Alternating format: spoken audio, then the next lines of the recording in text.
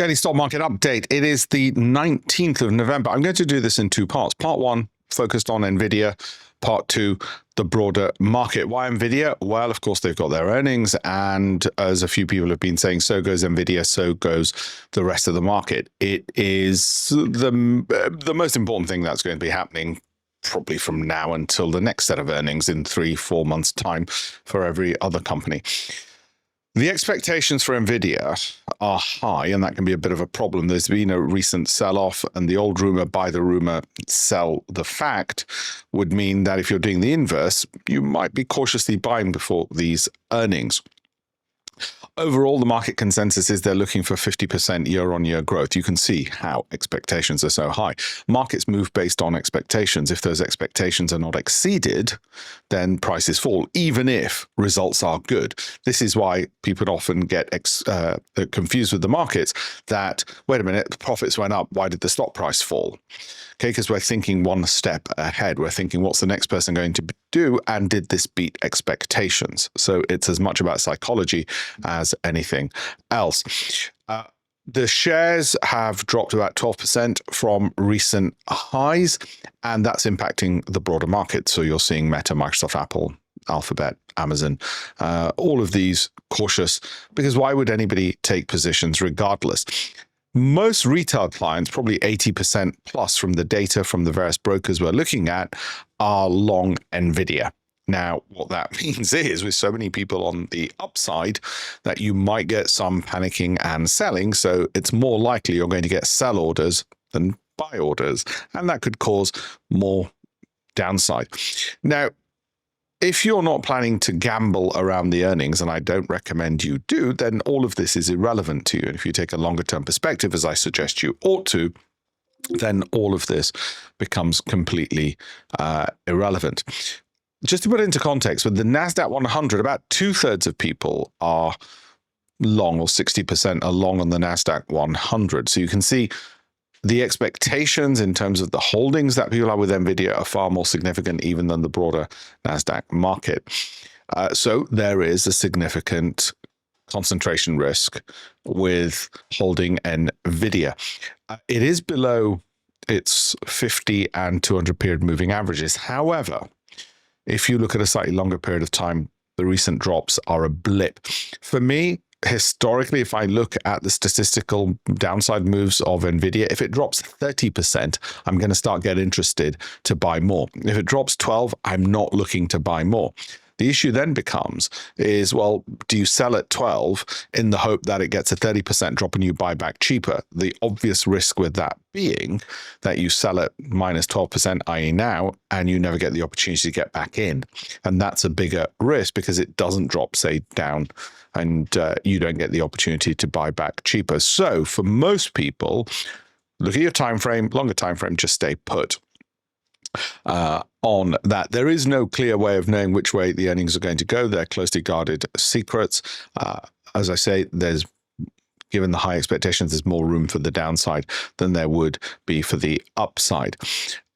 When you look at this, some of the things that people are going to be looking at and the numbers they're going to be looking at is AI investment continuing? Because if it is an AI spending, then that could be seen as a positive. They're going to look at gross margins. They're going to look at bookings through to 2026. Are they able to get billions of advanced orders? Is that all still coming in? What does the market say about that? There is this concern about something called circular financing, where basically they're lending you the money with which to buy their own products. I don't necessarily see a problem with that. Not at the moment, not at the current levels. But if the market's looking for an excuse to sell off, it will find ample excuses in the earnings results of Nvidia. It's as simple as that. If it's looking for excuses, it will find them. Like I say, for me, it's still holding steady. If it drops 30%, then I will increase my holdings in it. But I'm certainly not looking to trade. I've got a busy day anyway, so I'm not looking to trade in and out of it, which I'm sure today would be feasible. After the results come out, I'm sure that would be feasible. You just trade the momentum, but trading is riskier. And well, we'll see if I get create some time, I might do it. But it's given that it's not guaranteed, the payoff on the trading side is not exactly a sure thing.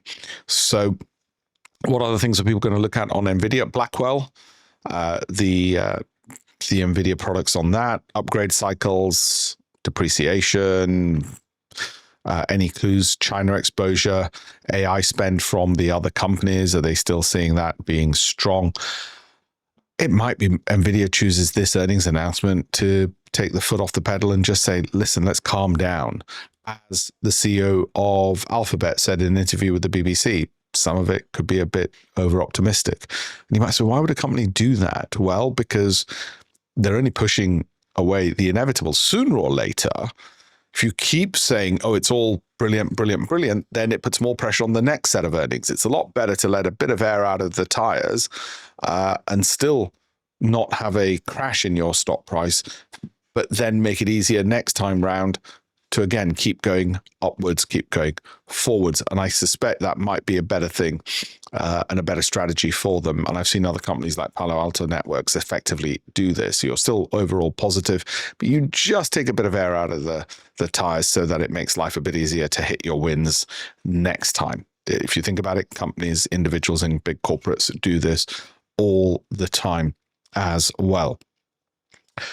I'm going to do part 2 separately. It'll be more of a broader stock market update, but because this is market-wide and so important, I thought I'd do this as a separate one. Don't forget to like and follow. Comment if you want more of these. If you don't comment, I don't hear from you. I assume I'm speaking to an empty room.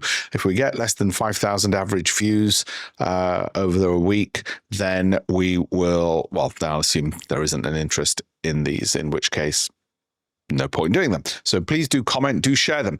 One of the best things you can do is save these. If you save it, it sends a signal to the algorithm that you really think these are valuable, and therefore we get more views, more reason for me to continue doing them, give you sort of the inside insights of, well, how hedge funds think about these things as well.